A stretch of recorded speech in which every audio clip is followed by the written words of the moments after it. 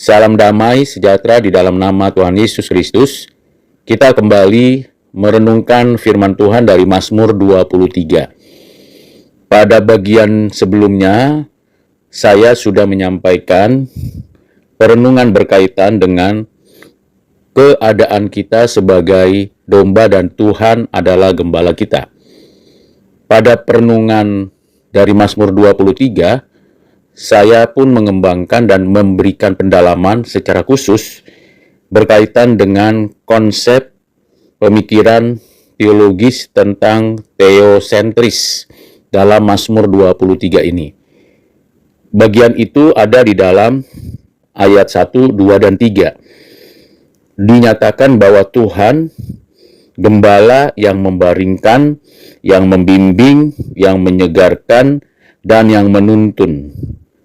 Jadi di sini ada 4 karya dari Tuhan untuk diriku sebagai domba.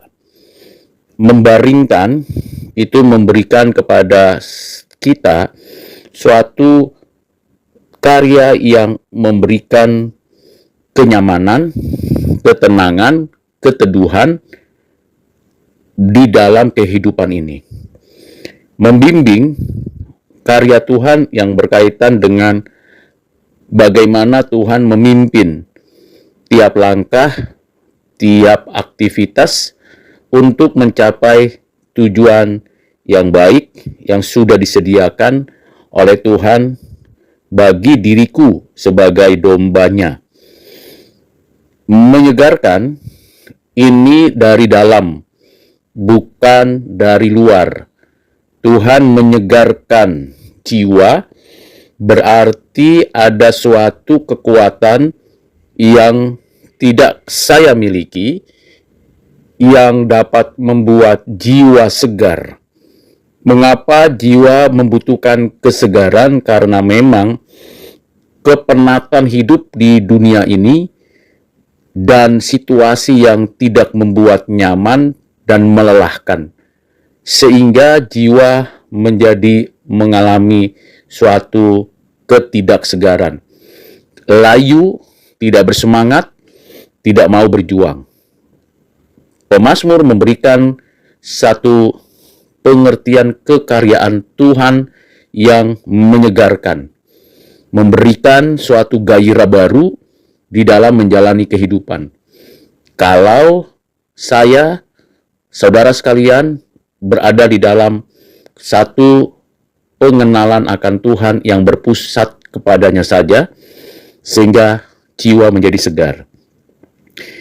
Berikutnya ialah kekaryaan Tuhan yang menunjukkan bahwa Tuhanlah yang menuntun, bukan kehendakku, tapi kehendak Tuhan.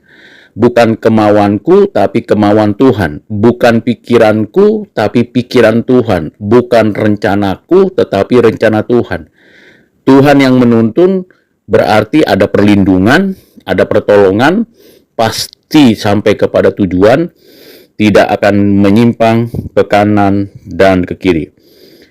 Pengenalan akan Tuhan yang sungguh-sungguh ini, pemazmur berpusatkan pada dirinya Tuhan, semata-mata berada di dalam suatu alasan yang jelas, yaitu disebabkan karena namanya. Nama Tuhan menggambarkan Tuhan yang menyatakan janji, menggenapkan janji, memelihara janji di dalam diri umat tebusannya. Itu bagian pendalaman yang pertama dari Mazmur 23. Pendalaman yang kedua berkaitan dengan pernyataan iman dengan istilah sekalipun. Kata sekalipun memberikan indikasi kepada saya, saudara, kita sekalian, bahwa kemungkinan ada di dalam situasi, kondisi yang kelam, yang berbahaya, yang menakutkan, yang menyedihkan, itu memberikan kepada kita pengenalan akan Tuhan yang benar-benar memiliki dinamika di dalam pernyataan kekuatan penghiburannya. Mengapa? Kata sekalipun ini penting dan perlu dimengerti. Sama seperti Daniel, Sadrak, Mesak, Abednego yang pernah diminta oleh Raja Babel melakukan penyembahan kepada patung atau kepada sesembahan mereka, tetapi mereka, anak-anak Tuhan ini mengatakan sekalipun Tuhan tidak menolong, Tuhan tidak menyelamatkan mereka, tetap mereka setia kepada Tuhan saja dan menolak penyembahan kepada berhala dan dewa-dewa orang Babel.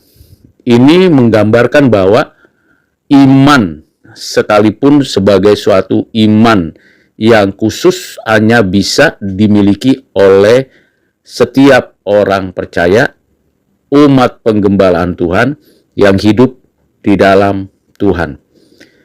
Ini perlu juga kita perhatikan bagaimana keadaan Israel waktu berhadapan dengan Asyur atau Babel.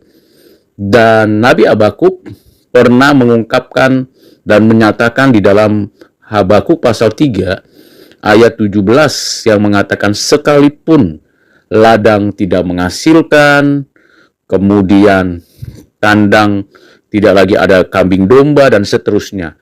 Jadi kesusahan, kesukaran, kesulitan itu tidak membuat orang percaya melarikan diri dari pergumulan, tetapi tetap di dalam kesetiaan Tuhan, tetap setia kepada Tuhan dan bersyukur. Ini pendalaman yang ketiga.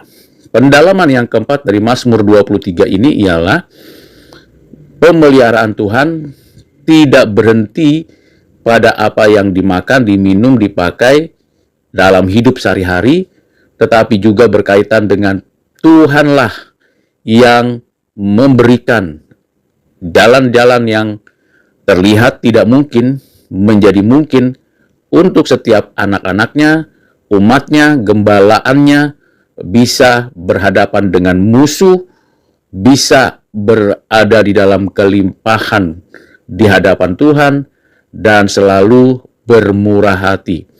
Menggambarkan bagaimana kemenangan melawan musuh-musuh Tuhan, kemampuan untuk hidup berlimpah di dalam pemeliharaan Tuhan, serta kerelaan hidup bermurah hati dengan siapa yang Tuhan kehendaki.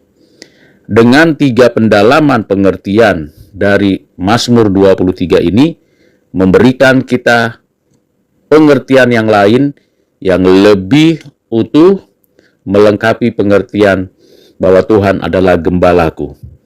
Sehingga saudara dan saya makin limpah mengenal Tuhan yang hidup dan yang menghidupkan.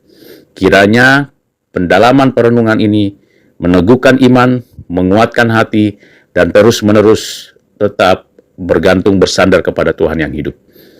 Tuhan memberkati kita sekalian. Amin.